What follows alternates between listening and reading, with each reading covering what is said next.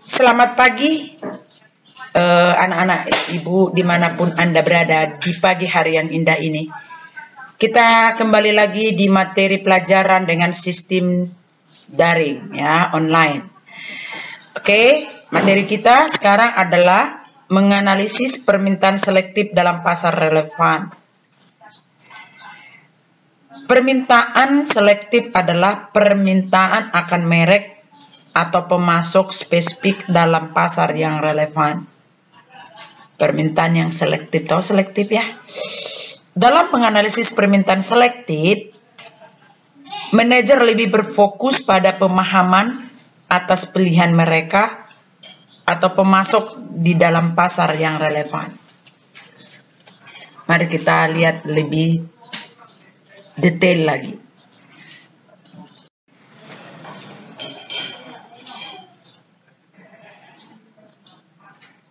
Di dalam pasar permintaan selektif, ada beberapa hal yang menjadi perhatian kita. Yang pertama adalah identifikasi tipe proses keputusan. Kita harus mengidentifikasi bagaimana proses keputusan pelanggan untuk membeli produk tersebut. Di dalam mengidentifikasi ini, ada keputusan pembelian konsumen dapat dikelompokkan berdasarkan tipe konsumen. Ya. Bagi konsumen akhir, consumer market, keputusan pembelian terdiri atas 3 macam, yaitu extensive problem solving, 2 limited problem solving, dan habitual problem solving. Kita akan bahas nanti secara detail setiap item ini. Kita lanjut. Oke, kita lanjutkan lagi materi kita, yaitu menganalisis permintaan selektif dalam pasar relevan itu. Ada beberapa hal yang menjadi pertimbangan. Yang pertama tadi, identifikasi tipe proses keputusan tadi di slide yang sudah kita bahas. Sekarang secara garis besar ada 4 kategori proses konsumsi berlangsung. Saya ulangi, secara garis besarnya ada 4 kategori proses konsumsi berlangsung. Yang pertama adalah situasi komunikasi. Situasi komunikasi merupakan situasi saat konsumen menerima informasi mengenai produk dan jasa. Situasi ideal yang diharapkan para pemasar adalah ketika konsumen tertarik dengan produk yang sedang berada pada situasi komunikasi reseptif. Kendalanya banyak faktor seperti suasana hati atau mood, kesibukan, kondisi kesehatan, dan seterusnya yang dapat memunculkan tantangan bagi efektivitas penyampaian pesan kepada konsumen potensial. Artinya begini ya, kapan sih proses keputusan untuk membeli sebuah produk itu terjadi? Saya ulangi, kapan proses keputusan daripada konsumen itu untuk membeli produk itu jadi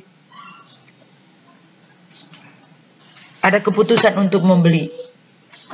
Yang pertama tadi dijelaskan adalah situasi komunikasi.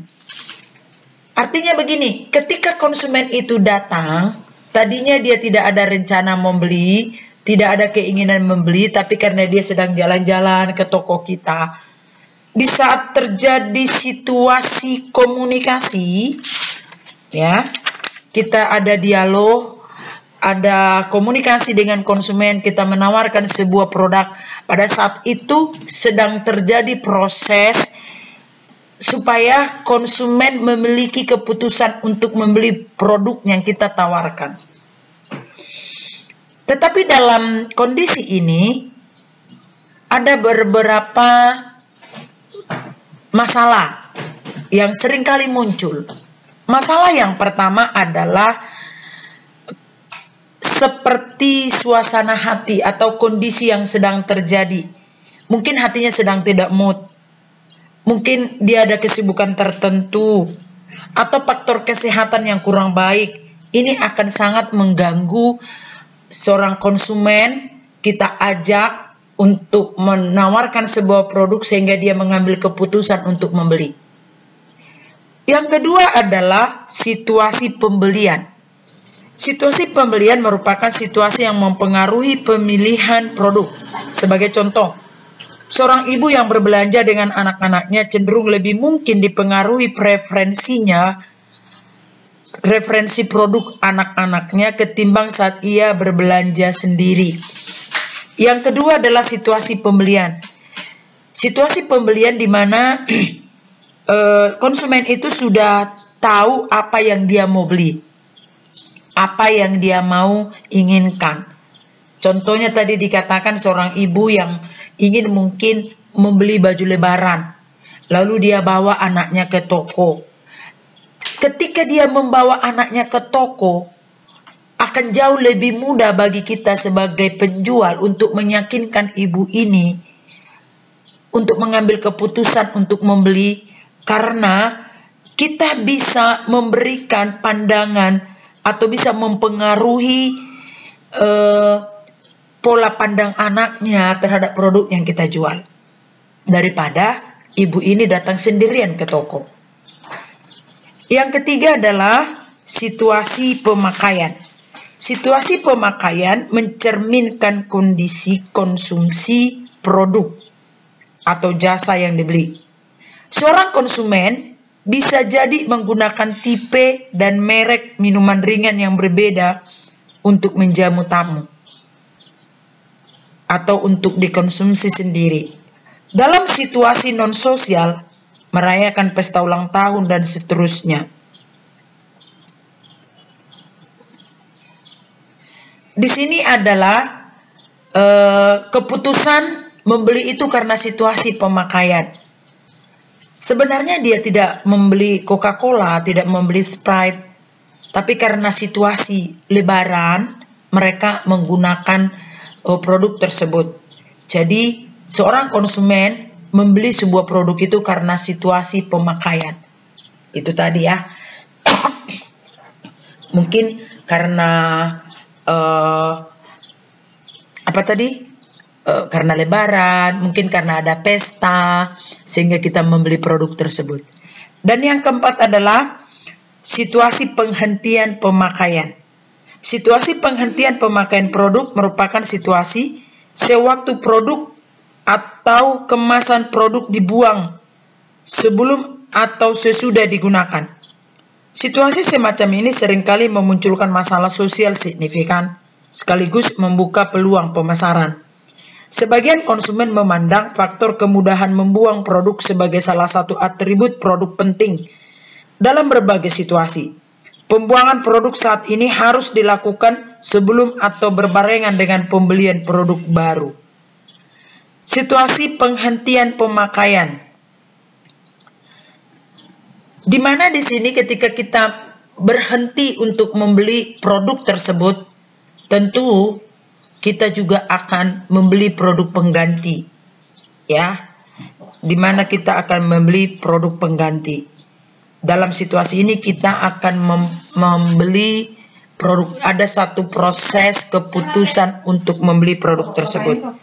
Ini adalah garis besar dalam proses konsumsi berlangsung. Baik, kita lanjutkan, yaitu situasi yang relevan bagi pemahaman perilaku konsumen dapat diklasifikasikan.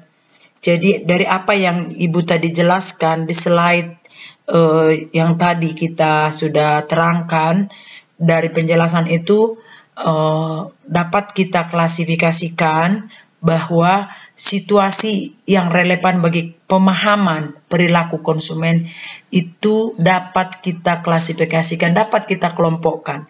Kelompok yang pertama itu adalah physical surroundings, yaitu di mana konsumen itu tertarik membeli sebuah produk karena dipengaruhi oleh lokasi geografis dan institusional, dekorasi, suara, aroma, cahaya, dan konfigurasi visual produk atau material lainnya di sekeliling produk. Artinya saya membeli produk itu karena ada pengaruh cahaya, pengaruh dekorasi, pengaruh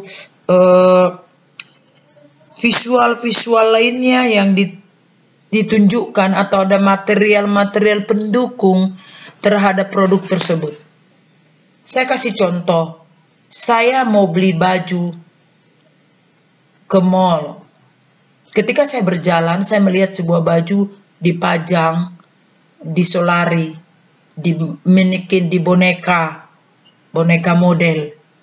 Terus boneka model ini dipasang lampu sorotnya, dipasang aksesoris pendukung seperti kalung gitu ya, kacamata, pakai topi. Yang dijualnya bukan kalungnya, tapi yang dijual adalah pakaiannya, bajunya yang dijual.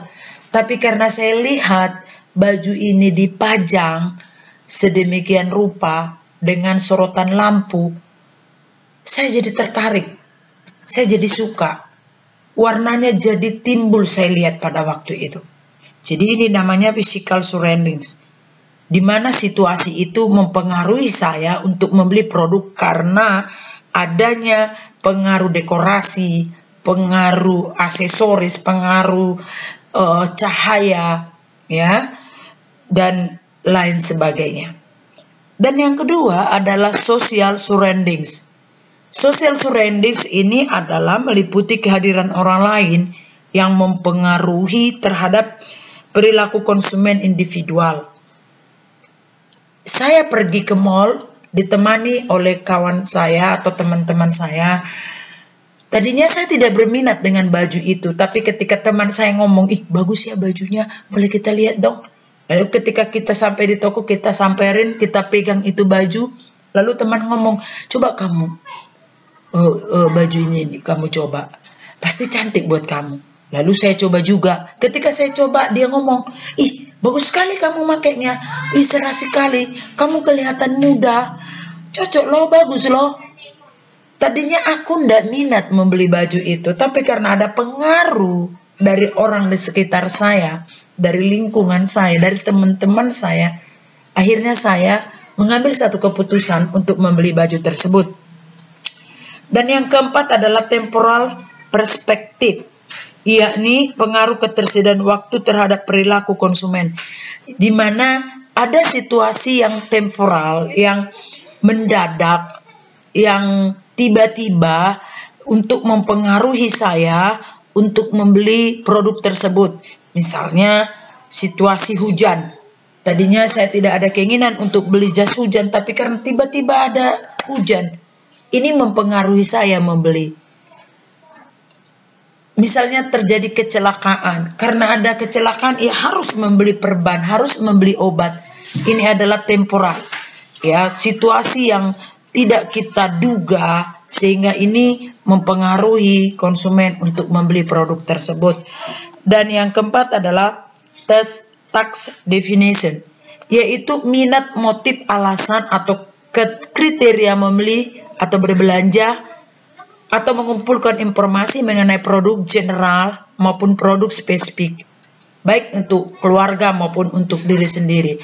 Artinya pembelian itu sudah direncanakan, sudah merupakan satu keputusan, sudah merupakan satu motif di dalam satu keluarga untuk membeli produk tersebut, baik itu untuk digunakan secara bersama maupun secara individu. Jadi pembelian kita itu sudah merupakan satu keputusan, sudah merupakan satu kegiatan secara rutin. Ya, misalnya membeli produk kebutuhan harian, katakanlah sampo yang saya beli itu misalnya Lifebuoy, ya itu sudah merupakan satu keputusan untuk dipakai bersama atau untuk keperluan pribadi saya. Dan yang terakhir adalah antecedent stage. Antecedent stage adalah Aspek berupa momentary mood seperti gelisah, senang, bermusuhan, dan sebagainya. Atau momentary condition di mana situasi senang, capek. Jadi antecedent ini adalah situasi yang mempengaruhi kejiwaan pembeli. Kalau kejiwaan saya dalam keadaan depresi, dalam keadaan tertekan, saya itu sukanya malah belanja. Sukanya malah suka beli makan ngemil gitu ya. Dan ada juga orang dalam keadaan senang. Dia dalam situasi senang, dia sangat suka berbelanja, makan. Jadi ini namanya antecedent. Situasi yang sedang mempengaruhi kejiwaan membuat orang tersebut jadi suka untuk berbelanja. Oke, ini adalah pemahaman perilaku konsumen di dalam mengambil sebuah keputusan untuk membeli sebuah produk. Kita lanjutkan. Berikut adalah deskripsi singkat mengenai tipe-tipe proses keputusan pembelian konsumen akhir. Yang pertama, pemecahan masalah yang efektif. Extensive problem solving. Tadi kita di slide yang nomor 2 kalau tidak salah.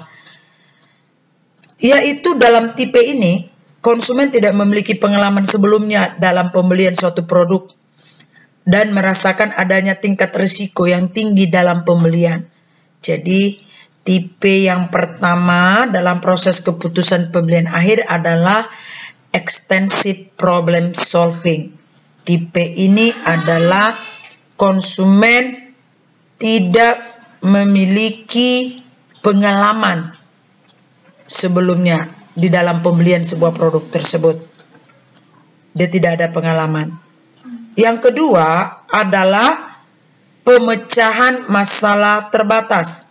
Limited problem solving, yaitu konsumen memiliki sejumlah pengetahuan tentang kategori produk dan kriteria pilihan yang relevan, namun menjumpai adanya merek baru. Waktu yang dicurahkan untuk proses pembuatan keputusan memang lebih sedikit dibandingkan pemecahan masalah yang ekstensif, namun relatif cukup lama.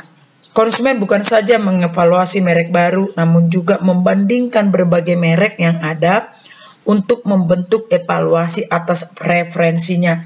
Jadi keputusan daripada yang kedua, keputusan untuk membeli disebut dengan limited problem solving, di mana di sini konsumen sudah memiliki pengetahuan terhadap produk tersebut, namun dia juga menjumpai ada merek yang baru. Tentu dalam hal ini dia akan membutuhkan waktu untuk berpikir apakah dia harus berpaling ke merek yang baru atau tetap dia setia terhadap produk yang lama. Tentu dalam hal ini dia akan membanding-bandingkan kelemahan dan kelebihan daripada setiap merek tersebut. Dan yang ketiga adalah perilaku respon routines, routine response behavior atau habitual problem solving, di mana konsumen telah berpengalaman dalam menentukan pilihan dalam kelas produk dan karenanya tidak terlalu membutuhkan informasi untuk pengambilan keputusan. Jadi dalam kelompok yang ketiga ini konsumen yang sudah loyal, yang sudah tahu terhadap produk tersebut. Jadi walaupun ada merek baru atau apa, dia tetap menggunakan produk yang kita tawarkan karena dia sudah memahami betul terhadap produk yang dia pakai. Dan kita lanjutkan materi ini lagi karena yang perilaku respon rutin ini terdiri dibagi lagi dengan beberapa bagian. Mari kita perhatikan. Tadi sudah Ibu jelaskan tentang perilaku respon rutin atau routine response behavior atau habitual problem solving. Yang ketiga ini, perilaku respon rutin ini dibagi lagi menjadi dua tipe. Satu namanya brand loyal decision, yaitu keputusan yang dibuat oleh konsumen yang memiliki tingkat keterlibatan produk tinggi dan keterkaitan emosional tinggi pada merek spesifik. Konsumen loyal semacam ini sulit direbut pesaing. Jadi konsumen yang loyal terhadap sebuah produk itu dibagi. Yang pertama brand loyal decision, dia loyal betul terhadap sebuah merek. Contohnya ya, saya punya suami saya itu sangat loyal terhadap satu merek. Untuk di rumahku elektronik, dia sangat suka dengan merek Panasonic. Dia bilang Panasonic itu sudah ternama, sudah terjamin kualitasnya, ya. Jadi walaupun mahal, dia selalu beli merek Panasonic. Walaupun ada merek-merek baru yang mempengaruhi dia tidak akan tertarik. Jadi ini disebut dengan brand loyal decision. Jadi setiap namanya elektronik, dia langsung Panasonic. Beli blender Panasonic, beli televisi Panasonic, seperti itu. Jadi dia loyal, dia yakin dengan merek tersebut kualitasnya sudah cukup bagus. Yang kedua, repeat process decision, yaitu pola perilaku konsumen mencakup pembelian produk atau jasa yang sama sepanjang waktu dengan atau tanpa loyalitas terhadap produk atau jasa yang bersangkutan. Jadi pola perilaku konsumen dalam ini adalah dia membeli sebuah produk ini ya karena dia beli aja sih, gitu ya. Tidak begitu paham dia dengan kualitas, dengan ini, tapi karena sudah merupakan satu kebiasaan dia membeli produk tersebut sehingga dia beli, ya. Jadi bukan karena dia loyal, tapi karena ya kebiasaan saja dia membeli produk tersebut. Oke, cukup paham ya? Mari kita lanjutkan lagi materinya. Persediaan tipe proses keputusan pembelian. Yang pertama, pemahaman terhadap proses keputusan pembelian produk memungkinkan pemasar mengetahui perilaku pencarian informasi dan produk yang dilakukan pembeli. Oke, kita ulangi lagi ya. Ada beberapa manfaat yang diperoleh dari perbedaan tipe. Dari perbedaan tipe yang tadi, ya, ada beberapa manfaat yang diperoleh. Manfaat yang pertama, pemahaman terhadap proses keputusan pembelian produk memungkinkan pemasar mengetahui perilaku pencarian informasi dan produk yang dilakukan pembeli. Jadi di sini kita sebagai pemasar paham bagaimana caranya kita untuk membuat iklan atau promosi yang cocok atau yang pas dengan konsumen, dengan tipe yang kita sudah ketahui. Jika kita sudah tahu tipe-tipe konsumen kita, kita akan sangat lebih mudah untuk membuat promosi yang cocok untuk tipe konsumen tersebut. Yang kedua, manfaat yang kedua, jenis informasi yang dibutuhkan konsumen akan bervariasi berdasarkan tipe proses keputusan. Dalam pengambilan keputusan rutin, informasi tambahan mungkin tidak dibutuhkan. Konsumen hanya merespon merek atau pemasok yang paling dikenalnya. Jadi keuntungan yang kedua itu adalah jenis informasi yang dibutuhkan konsumen akan lebih mudah kita berikan, ya, karena kita sudah tahu tipe-tipe konsumen berdasarkan klasifikasi tadi. Jadi untuk tipe yang sudah loyal terhadap sebuah merek, kita nggak perlu repot lagi bagaimana cara meyakinkan dia terhadap merek tersebut. Oke, cukup jelas ya. Saya berharap kamu bisa memahami materi ini. Oke, materi yang berikutnya adalah identifikasi atribut determinan. Perspektif psikologi atau ekonomi tradisional memandang produk dan jasa sebagai sekumpulan atribut atau manfaat. Atribut merupakan ciri spesifik atau karakteristik fisik tertentu yang dirancang dalam sebuah produk atau jasa. Adapun yang menjadi manfaat psikologi atau ekonomi,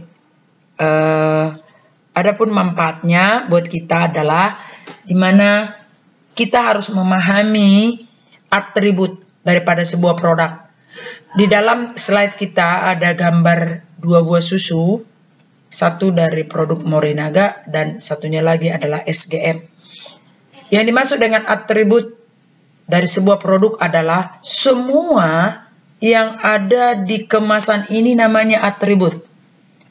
Semua yang ada di kemasan, tulisan SGM, tulisan bulat-bulat ini, angka satunya, gambar orang, komposisinya, ini semuanya disebut dengan atribut. Sekali lagi, atribut produk adalah segala sesuatu yang terdapat di dalam kemasan produk, namanya atribut produk. Paham ya sampai di sini? Jadi kita perlu memahami, mengidentifikasi atribut daripada produk. Yang berikutnya, setelah kita buat tentang klasifikasi pemahaman daripada konsumen untuk mengambil keputusan dalam pembelian, langkah yang berikutnya adalah menerapkan segmentasi pasar. Apa itu segmentasi pasar? Segmentasi pasar adalah mengelompokkan konsumen dari yang heterogen menjadi kelompok yang homogen. Artinya begini, di pasar ada banyak sekali produk-produk yang ditawarkan. Jadi kita sebagai pemasar akan memilih satu kelompok, ya, memilih satu segmentasi saja, satu segmentasi pasar. Segmen apa yang kita pilih? Contoh, dari semua produk yang ditawarkan di pasar, saya pilih satu produk, katakanlah sepatu. Sekarang saya mau memperkecil lagi segmennya. Sepatu wanita kah atau yang sepatu pria? Oke, saya pilih sepatu wanita. Diperkecil lagi segmennya, kelompoknya, menjadi sepatu wanita dewasa kah atau anak-anak. Seperti itu ya. Jadi, ini namanya segmentasi pasar. Kalau kita mau perkecil lagi, ini sepatu dijual untuk siapa? Untuk orang menengah ke atas kah pendapatannya atau menengah ke bawah?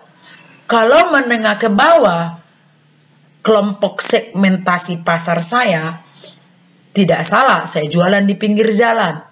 Karena yang saya tawarkan adalah sepatu dengan kualitas menengah ke bawah.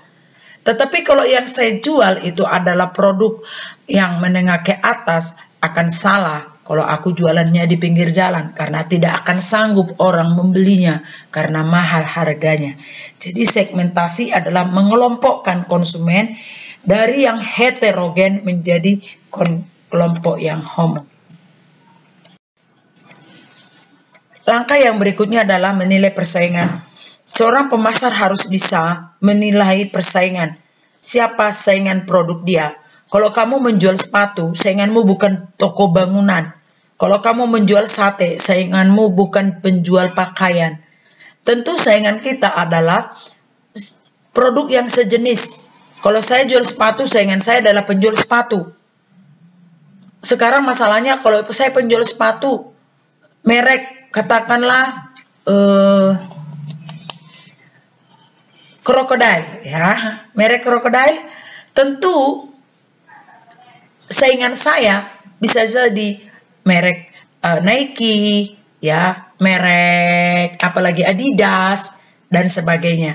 Oleh karena itu, kita sebagai pemasar harus memahami tingkat kualitas daripada produk saingan saya dan harga yang mereka tentukan, supaya saya bisa memposisikan barang saya di pasar. Oke, kita lanjutkan sedikit lagi. Langkah yang terakhir adalah mengidentifikasi pasar sasaran potensial. Seorang manajer pemasaran harus bisa menjawab tentang 1. Berapa besarnya dan luas ukuran pasar tersebut? Ini hubungannya tadi dengan segmentasi tadi. Seberapa luas dan seberapa besar pasar yang saya tuju. Kalau pasar yang saya tuju itu luas, harus disesuaikan dengan jumlah produk yang saya tawarkan. Ya, contoh, saya misalnya buat usaha di ruko. Kalau saya buat usaha di ruko, saya harus mempertimbangkan ada berapa item produk yang aku harus sediakan. Harus sesuai. Jangan punya ruko, tapi isi barangnya cuma 3 item saja. Itu rugi. Yang kedua, bagaimana prospek pertumbuhan pasar tersebut? Saya harus bisa memprediksi prospek pertumbuhan pasar. Ada prospek yang sangat cepat. Jika misalnya contoh seperti di Panam ya. Panam itu adalah salah satu prospek pertumbuhan pasar yang sangat cepat. Mengapa? Karena Panam itu adalah daerah pengembangan perumahan. Jadi di sini banyak kali perumahan dengan tingkat produktivitas yang sangat tinggi. Oke, dibanding dengan daerah-daerah yang lain. Yang ketiga, apakah para pembeli dalam pasar menilai adanya pesaing serta dapat memberikan manfaat dalam tingkat yang diinginkannya. Jadi kita juga harus bisa melihat seberapa kuat saingan kita di pasar. Mampu nggak saingan kita untuk bersaing dengan produk yang kita tawarkan. Yang keempat, apakah cukup banyak pilihan produk dan mereknya? Apakah produk yang kita tawarkan itu cukup banyak jenisnya, macamnya, ya. Dan yang kelima, apakah ada kesulitan dalam memasarkan produk serta mereknya sudah terbentuk? Apakah kita mengalami kesulitan di dalam melakukan pemasaran? Ini juga merupakan satu pertanyaan yang perlu kita harus jawab. Dan yang berikutnya adalah 6. Apakah kebutuhan suatu segmen pasar terpenuhi atau tidak? Jadi ketika kita buat segmen, kita mau bertanya apakah kita mampu memenuhinya. Dan yang terakhir, apakah sejumlah para pembeli potensial tidak bersedia atau tidak mampu membeli produk tersebut? Oke, ya. Jadi apakah pembeli potensial, artinya pembeli itu memiliki kemampuan, ada uang dia membeli. Pertanyaannya dia mau dan membeli produk kita. Ini merupakan satu pertanyaan yang seorang manajer itu harus bisa menjawabnya. Oke, sampai di sini materi kita tentang menganalisis permintaan selektif dalam pasar yang relevan. Saya berharap kalian bisa memahaminya. Jika tidak, kalian boleh bertanya melalui Google Classroom. Dan satu lagi, saya minta materi ini kalian catat. Selagi materi ini kalian catat dan akan saya kumpulkan nanti di buku catatan kamu buat di akhir semester ini, kita akan kumpulkan materi ini di sekolah. Paham? Terima kasih atas perhatiannya. Di akhir materi ini saya mengucapkan terima kasih atas perhatianmu. Tetaplah bersemangat. Jangan putus asa. Saya tahu pelajaran daring ini tidak mudah bagi kita. Tapi ketika kita belajar, paksa dirimu untuk belajar. Jangan malas. Saya tidak bisa melihat kamu sekarang. Tapi aku yakin kamu akan memiliki pemahaman yang tinggi terhadap materi ini. Sekali lagi ingat bahwa situasi ini bisa terjadi karena kita berada di pandemi corona. Tetaplah waspada. Jangan pernah sepele dengan kesehatanmu. Gunakan masker ketika kamu bepergian. Tetaplah jaga jarak, cuci tangan, hiduplah dengan cara hidup yang sehat. Saya berharap suatu kelak kita akan berjumpa kembali. See you tomorrow. Terima kasih. Thank you. Sese. Saugele. Mauliate. Merdeka.